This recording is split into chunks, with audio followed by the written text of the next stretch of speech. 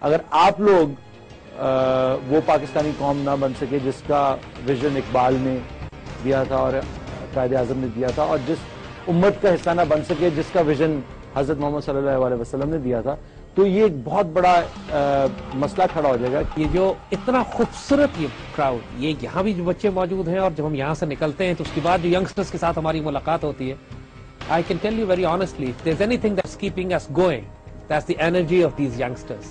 Pakistan being a third world country, and it has been through the idea of divide and rule and all of that situation.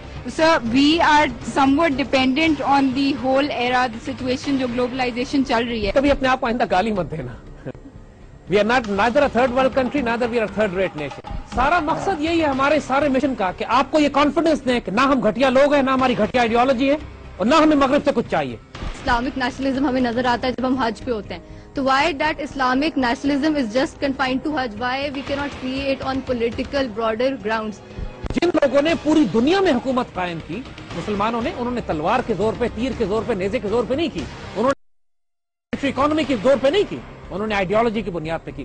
عوام الناس اسلام کو قبول کرنا چاہتے ہیں، جو سسٹم کو چلا رہے ہیں وہ اسلام کے powerful concept of ideology and spirituality کو روکنا چاہتے ہیں. And this is what our mission is, to revive it, and to revive it the doctrine we use is Iqbal. السلام علیکم اینڈ ویلکم بیک اقبال کا پاکستان. آج کا شو پچھلی شو کی طرح اس آڈینس کے ساتھ ہم نے جو سوال جوابات کیے تھے نیشنلزم، پیٹریٹزم اور اسلامک آئیڈیالوجی کے ساتھ اس کو منسلک کیا تھا، اور بہت سارے زبردست سوالات پوچھے گئے اس آڈینس نے. ابھی اسی شو کو آگے لے کے چلتے ہیں انہی کے سوالات کے ساتھ. ہمارے ساتھ زید احمد صاحب بیٹھے ہیں، آئیے تشریف رکھیں. آج obviously we're going to continue with the conversation that we were continuing last time. Any more questions? Obviously there were. آپ بہت دیر سے ہاتھ کھڑا کر رہی ہیں، پلیز ان کو دیں نہیں تو ناراض ہو جائیں گے. ہاں جی، السلام علیکم. سر آپ نے پہلے بات کی تھی about how our generation has this loss of wisdom and we have lost our roots as such. Well, I blame the pessimistic environment that we live in which our parents are also saying کہ بیٹا ادھر تو کچھ نہیں ہوگا، باہر جاؤ اور باہر جا کر سارا کام کرو. What we are forgetting is کہ potential جو ہے وہ خود بخود نہیں بن جاتا ایک ملک کے اندر. Potential needs to be created, but how will that be created? That depends on us. But still majority جو ہماری ہے یہ جنریشن ہے، اس سے I'm still getting the vibe کہ نہیں، باہر جانا ضروری ہے، باہر جانے کے بغیر کچھ نہیں ہو سکتا. باہر جانے میں حرج کوئی نہیں ہے اگر انسان جائے، تعلیم حاصل کرے. آخر علامہ اقبال بھی باہر گئے، قائد اعظم بھی گئے. یا تھوڑا لائٹر سائڈ پہ ذرا بات کرتے ہیں. یونیورسٹی میں ہم تھے تو ہماری کلاس کے بھی بڑے بچے باہر کے لیے اپلائی کر رہے تھے، تو ایک صاحب کا ہو نہیں رہا تھا، تو بڑا وہ انسسٹ کیا انہوں نے کہ یار اگر ایک ہفتے کے لیے بھی جانا پڑے تو میں جا کے واپس آ جاؤں، کیونکہ ہر بڑے آدمی کے سوائے عمری میں لکھا ہوتا ہے کہ اعلیٰ تعلیم کے لیے ملک سے باہر گئے. تو کم از کم میری یہ خواہش تو پوری ہو جائے. بچے جہاں مرضی جاؤ، جو مرضی پڑھو، نیت یہ رکھو کہ واپس پاکستان میں آؤ گے، اس کی خدمت کرو گی اور تمہاری قبر پاکستان میں بنے گی. دین دیر از نو پرابلم.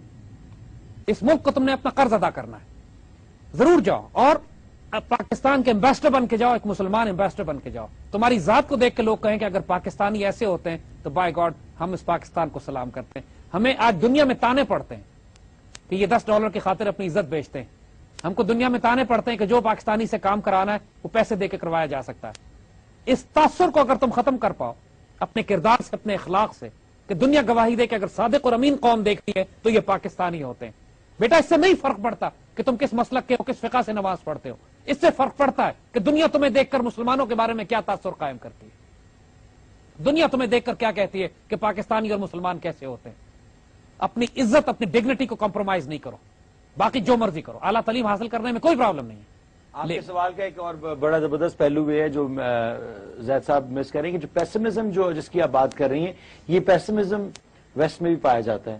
اگر آپ کسی انگلینڈ میں جا کے کسی بچے سے بات کریں جو آپ کی ایج کا ہو، یا امریکہ یا France, any where you go, وہاں پہ بھی یہ پیسمزم پایا جاتا ہے. وہاں پہ pessimism is against the tyrannical corporate structure اور جو the way life has become.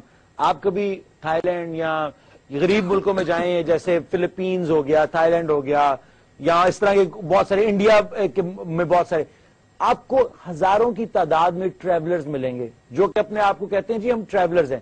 ان سے آپ کبھی وجہ پوچھیں ان کی ٹریولنگ کی تو وہ آپ کو وجہ کیا بتاتے ہیں؟ وہ کہتے ہیں کہ وی آر سو سک آف دا سسٹم، کہ آپ صبح اٹھتے ہیں، جاتے ہیں، کام کرتے ہیں، یو بیکم، آپ نے بس اس سسٹم میں اندر چلتے رہنا ہے، آپ نے کریڈٹ کارڈ کی پیمنٹ دینی ہے، فون کا بل دینا ہے، گھر کی موگیج دینی ہے، یہ کرنی ہے، اینڈ پہ جب ہفتہ ختم ہوتا ہے تو آپ کے پلے کچھ نہیں ہوتا.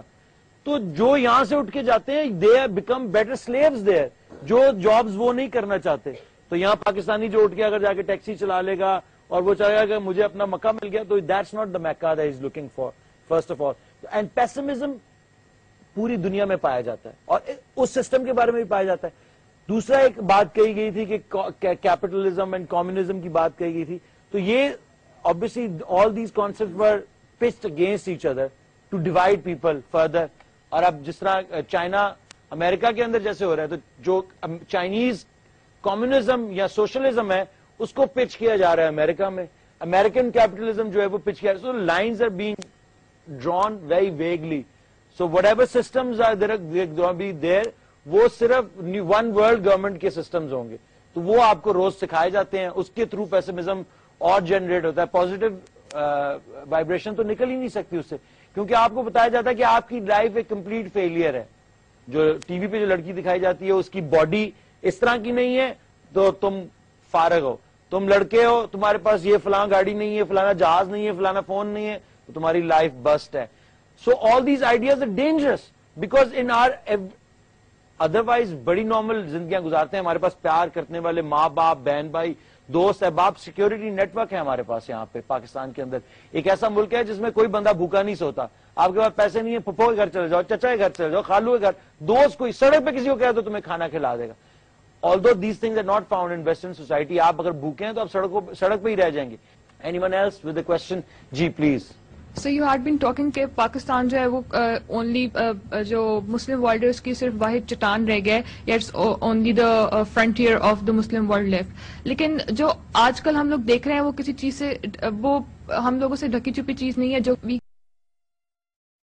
ٹوٹ رہا ہے. اس کی ہم لوگ پریکٹیکل اگزامپل بھی دیکھتے ہیں کہ فارن پاورز جو ہیں وہ یہاں پہ آ کے سیٹل ہو رہی ہیں، یہاں پہ اپنی انڈسٹری اسٹارٹ کری ہیں، لیکن یہ بھی سننے میں آتا ہے کہ ہڈنلی وہ بیسکلی بہت برے ارادے سے آئی ہیں. And this is basically the first step to invade. تو اس کے علاوہ 50 سال سے ہم لوگ ای میلز میں اور ویسے بھی وہ پاکستان کا فیوچر میپ یا ورلڈ کا جو فیوچر میپ ہے وہ بھی سرکولیٹ کر رہا ہے. 2020 کا میپ ہے جس میں پاکستان ایگزسٹ ہی نہیں کرتا. یہاں پہ فیکٹر یہ آ جاتا ہے، for example if I am very patriotic and I want to do something for Pakistan, لیکن اس طرح کی چیزیں دیکھ کے، اس طرح کی لاجک سن کے میرے ذہن میں بات آئے گی کہ may be this happiness, and when there the factor of may be comes تو وہاں پہ we get demoralized. So keep our morals up. بیٹا میرے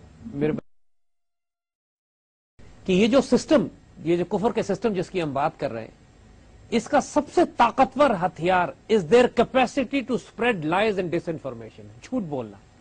یہ جو میڈیا کے ذریعے، میس میڈیا کے ذریعے آپ کو جو بات کی جا رہی ہے کہ آپ کو تصور یہ دیا جاتا ہے کہ 50 خبروں کے چینلز ہیں اور نیوز چینلز ہیں اور کارٹون چینلز ہیں، everything is spreading disinformation and lies. بیچ میں ایک آدھا سچ کہیں ڈالتے ہیں and you assume that everything is true. It's not.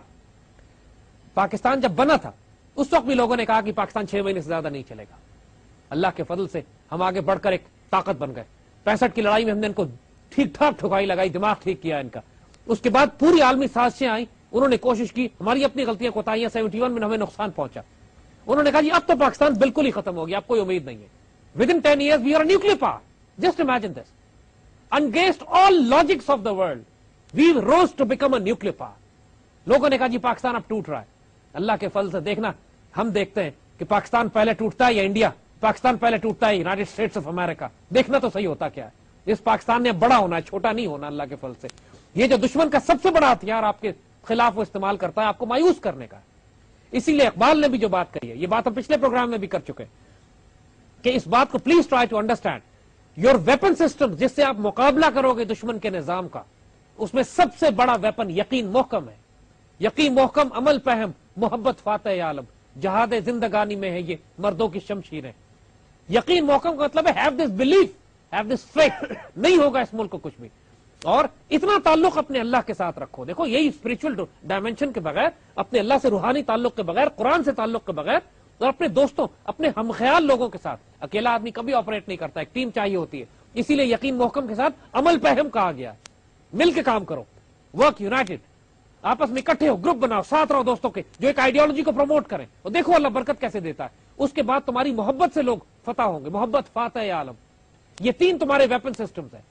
تو اپنے یقین کو کبھی ہلنے مت دو. اگر آپ سے کہا جائے کہ نعوذ باللہ آج جتنی فلمیں بنائی جاتی ہیں, جتنی ایلین کی موویز بنائی جا رہی ہیں, ایلین انویژن ہو رہی ہے, دنیا تباہ ہو رہی ہے, ان ساری موویز میں ایک سینٹرل تھیم یہ بھی ہوتی ہے کہ خدا کا کوئی وجود نہیں ہے. سارا کانسیپٹ یہ ہوتا ہے کہ اللہ رسول قرآن تو کہیں فٹ ہی نہیں ہوتے اس میں. تو کیا آپ یہ یقین کر لیں گے کہ اللہ رسول قرآن ہے ہی نہیں؟ آپ یقین کر لیں گے